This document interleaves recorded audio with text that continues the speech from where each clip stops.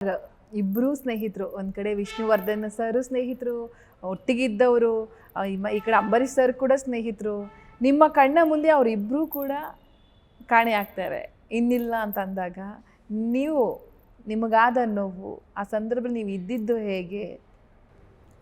ಎರಡೂ ವಿಷ್ಣುವರ್ಧನ್ದಂತೂ ಹೇಳಿದ್ನಲ್ಲ, ಮೀಟ್ ಮಾಡಕ್ಕೆ ಹೊರಟಿದ್ದೀನಿ ಬೆಳಗ್ಗೆ. ಹಂಗಾಯಿತು ಅಲ್ಲ, ಅದು ನನಗೆ ಇವತ್ತಿಗೂ ನಂಬಕ್ಕಾಗಲ್ಲ. ಈಗ ನನಗೇನು ಅನಿಸಿದೆ ಅಂದರೆ, ವಿಷ್ಣುವರ್ಧನ್ ಅಂಬರೀಷ್ ಬದುಕಿದ್ದಾರೆ ಅನ್ನೋ ಒಂದು ಮೂಡಲ್ಲೇ ಇದ್ದೀನಿ ನಾನು. ಎಲ್ಲೋ ಯಾವುದೋ ಶೂಟಿಂಗಲ್ಲಿ ಇರ್ಬೋದು, ಇಲ್ಲ ಎಲ್ಲೋ ಮನೇಲಿ ಇರ್ಬೋದು, ವಿಷ್ಣು ಅಂಬರೀಷ್ ಎಲ್ಲೋ ಮನೇಲಿ ಇರ್ಬೋದು ಅನ್ನೋದೇ ಇದೆ. ನನಗಿನ್ನೂ ನಮ್ಮನ್ನು ಬಿಟ್ಟು ಹೋಗಿದ್ದಾರೆ ಅಂತ ಫೀಲಿಂಗು ಬಂದೇ ಇಲ್ಲ. ನೋಡಿದ್ದೀನಿ ನಾನು, ಏಕೆಂದರೆ ಇಬ್ಬರ ಕ್ರಿಮೇಷನ್ಗೂ ಹೋಗಿ ಅಂಬರೀಷಂತೂ 3 ದಿವಸ ಜೊತೆಲೇ ಇದ್ದೆ ನಾನು. ಸರ್, ಅವರು ಲಾಸ್ಟ್ ಯಾವಾಗ ಮಾತಾಡಿದ್ರಿ, ಏನು ಮಾತಾಡಿದ್ರಿ ಅಂತ? ಯಾಕಂದರೆ ನಮ್ಗೆ ಗೊತ್ತಿದ್ದಂಗೆ ಅವತ್ತು ಮಧ್ಯಾಹ್ನ ನಾವು ಫೋನೋದಲ್ಲಿ ಮಾತಾಡ್ಸಿದ್ದೀವಿ. ಅವತ್ತು ಮಂಡ್ಯದಲ್ಲಿ ಏನೋ ಒಂದು ದುರಂತ, ಬಸ್ ಏನೋ ಇದಕ್ಕೆ ಬಿದ್ದು, ಅವತ್ತು ಬಸ್ ಬಿದ್ದಿತ್ತು. ಅದನ್ನು ಅವರು ನಾವು ಮೀಟ್ ಮಾಡಿದ್ದೇನು ಅಂದರೆ, MB ಪಾಟೀಲ್ ಅವರ ಮನೆಯದು ಮದುವೆ ಇತ್ತು ಪ್ಯಾರಿಸ್ ಇದರಲ್ಲಿ. ಸರಿ, ಅಂಬರೀಷ ಇಲ್ಲೇ ಫ್ಲ್ಯಾಟಲ್ಲಿದ್ದ, ನಮ್ಮ ವಿನ್ಸೆಂಟ್ ಮೆನರ್ ಮಗಳ ಫ್ಲ್ಯಾಟಲ್ಲಿ. ನಾವು 24 ಗಂಟೆ ನಾನು ಅಲ್ಲೇ ಇರುವೆ. ಬಂದ್ಬಿಡೋ ಇಲ್ಲಿಂದನೇ ಹೋಗೋಣ ಅಂಥೇಳಿ ನಾವು ಅಲ್ಲಿಂದನೇ ಹೋಗಿದ್ದು. ಮಧ್ಯಾಹ್ನ ಊಟ ಜೊತೆಗೆ ಮಾಡಿದ್ವಿ ಅಷ್ಟೇ. ನೆಕ್ಸ್ಟ್ 2 ಡೇಸ್ ಆದಮೇಲೆ ಅವನ್ನ ಹಾಸ್ಪಿಟ್ಲಲ್ಲೇ ನೋಡಿದ್ದು. ಅದೇ ಅವ್ರಿಗೆ ಆರೋಗ್ಯವಾಗಿ ಇದ್ದರು, ಕೆಮ್ಮು ಒಂದಿತ್ತು ಅಂತ ಕೇಳ್ಪಟ್ಟು ಇತ್ತು. ಈಗ ಅಲ್ಲಿ ಸಿಂಗಾಪುರ್ಗೆ ಹೋಗಿ ಬಂದಮೇಲೆ ಹಿ ವಾಸ್ ಆಲ್ ರೈಟ್. ಏನು ಅವನ ಫಿಲಾಸಫಿನೇ ಬೇರೆ ಇತ್ತು.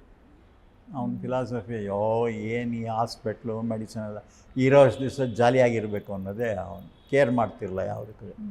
ಅವನದೇ ಒಂದು ಸಿದ್ಧಾಂತ, ಅವನದೇ ಲೈಫಿನ ಪ್ರಿನ್ಸಿಪಲ್. ಆ ಥರ ವ್ಯಕ್ತಿತ್ವ ಹುಟ್ಟು ಬರೋದಕ್ಕೆ ಸಾಧ್ಯ ಇಲ್ಲ. One and only. ಈಗಿರೋರೆಲ್ಲ ಒಂಥರ ಕವರ್ಡ್ಸ್, ಲೈಫಿಗೆ ಹೆದರ್ತಾರೆ. ಅವನು ಕೇರೇ ಮಾಡ್ತಿರ್ಲಿಲ್ಲ. ಈಗೆಲ್ಲ ಈಗಿನ ಜನ್ರೇಷನ್ಗೂ ಆ ಜನ್ರೇಷನ್ಗೂ ವಿಷ್ಣುವರ್ಧನ್ ಆದರೂ ಸ್ವಲ್ಪ ಸ್ಟ್ರಿಕ್ಟು, ಯೋಗ, ಊಟ, ತಿಂಡಿ ಎಲ್ಲನೂ. ಅಂಬರೀಷ್ ಅದೆಲ್ಲ ಕೇರೇ ಮಾಡ್ತಿಲ್ಲ, ಎಲ್ಲದಕ್ಕೂ ಸೈ. ನೀವೇನು ಹೇಳ್ತಿರ್ಲಿಲ್ವಾ, ಬುದ್ಧಿ ಹೇಳ್ತಿರ್ಲಿಲ್ವಾ? ಹೇಗೆ ಯಾರ ಮಾತು ಕೇಳಲ್ಲ ಅಂಬರೀಷ, ಯಾರ ಮಾತು ಕೇಳ್ತಿರ್ಲಿಲ್ಲ. ಎಣ್ಣೆ ಎಲ್ಲ ಹೊಡೆದಾಗ ಹೆಂಗಿರ್ತಿದ್ರು? ನನ್ನ ಬೈತಿದ್ದ, ಕುಡಿಯೋ ಯಾಕೋ ಕುಡಿಯಲ್ಲ ಅಂತ. ಇಲ್ಲಪ್ಪ, ನನ್ನ ಕೆಲ ಆಗೋದಿಲ್ಲ, ನನ್ನ ಕೆಪಾಸಿಟಿ ಅಷ್ಟೇನಂತ. ಇರಲಿ, ನನಗೋಸ್ಕರ ಒಂದು, ನೀವು ನಂಬಿದ್ರೆ ನಂಬಿ, ಬಿಟ್ಟರೆ ಬಿಡಿ. JP ನಗರದಿಂದ ದಿನ ರಾತ್ರಿ 3 ಗಂಟೆಗೆ ನಾನು ಡ್ರೈವ್ ಮಾಡ್ಕೊಂಬರ್ವೆ. ಯಾಕೆ ಸರ್? ಈಗ ಅಂಬರೀಷನ ಜೊತೆ ಹಿಂಗೆ, ಅವನ ಜೊತೆ ಬಿಡ್ತಿರ್ಲಿಲ್ಲ. ಓಕೆ, ಕೂತ್ಕೋ ಅಂಥೇಳಿ. ಊಟ ಅಲ್ಲಿಂದ ಚಿಕನ್ ಬರ್ತಾಯಿದೆ, ಇಲ್ಲಿಂದ ಕೈಮಾ ಬರ್ತಾಯಿದೆ, ಕೂತ್ಕೊ ಅಂತ. ನಾನು ಇಸ್ಪೀಟ್ ಆಡ್ತಿರ್ಲಿಲ್ಲ. ಅಂಬರೀಷ್ ಚೆನ್ನಾಗಿ ಕಾರ್ಡ್ಸ್ ಆಡೋ, ನನಗೆ ಆ ಕಾರ್ಡ್ಸು ಸಿಗರೇಟ್ ಎರಡೂ ಬರಲೇ ಇಲ್ಲ. ಇನ್ನೇನು ಮಾಡ್ತೀರಾ, ಒಂದು ಸ್ನೇಹದಲ್ಲಿ ಕೆಲವು ಸರಿ ಕಟ್ ಬಿದ್ದು ಇರೋದು. 3 ಗಂಟೆಗೆ ಬರುವೆ ನಾನು ಅಲ್ಲಿಂದ ಡ್ರೈವ್ ಮಾಡ್ಕೊಂಡು ಮನೆಗೆ. ಮತ್ತು ಬೆಳಿಗ್ಗೆ ಫೋನು, ಬೆಳಿಗ್ಗೆ ಫಸ್ಟ್ ಕ್ಲಾಸಾಗೆ ದೋಸೆನೂ ಕೈಮಾ ಬಂದುಬಿಟ್ಟಿದೆ, ಬಂದ್ಬಿಡು. ಇಲ್ಲಪ್ಪ, ನಾನು ರಾತ್ರಿ ಬರ್ತೀನಿ ಅಂತ.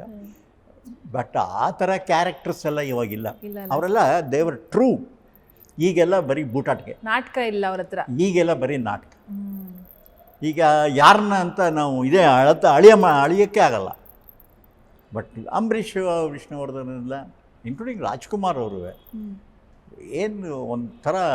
ಆ್ಯಕ್ಚುಲಿ ನಾನು ಅವ್ರ ಸಾಯಕ್ಕೆ 1 ತಿಂಗಳು ಮೊದಲು ನಾನು ರಾಕ್ಲೈನ್ ವೆಂಕಟೇಶ್ ಇಬ್ಬರೂ ಹೋಗಿದ್ವಿ ಏನೋ ಒಂದು ಕೆಲಸಕ್ಕೆ. ಆ್ಯಕ್ಚುಲಿ ನಾನೊಂದು ಪಿಕ್ಚರ್ ಮಾಡಬೇಕಾಗಿತ್ತು. ರಾಜ್ಕುಮಾರ್, ಶಿವರಾಜ್ಕುಮಾರ್, ರಾಕ್ಲೈನ್ ಪ್ರೊಡ್ಯೂಸರು, ನಾನು ಡೈರೆಕ್ಟ್ರು. ಕತೆ ಎಲ್ಲ ರೆಡಿ ಮಾಡಿ ಅವ್ರ ಹತ್ರಕ್ಕೆ ಬಂದಿದ್ವಿ, ಎಲ್ಲ ಆಗಿತ್ತು. ಅಷ್ಟೊತ್ತಿಗೆ ಈ ವೀರಪ್ಪನ ಗಲಾಟೆ ಆಗಿ ಅದು ಬ್ಲಾಕ್ ಆಗೋದು. ಅಷ್ಟೊತ್ತಿಗೆ ಅವ್ರ ಹೆಲ್ತು ಇದು ಕಾಲ್ದೆಲ್ಲ ಇದಾಗಿತ್ತು.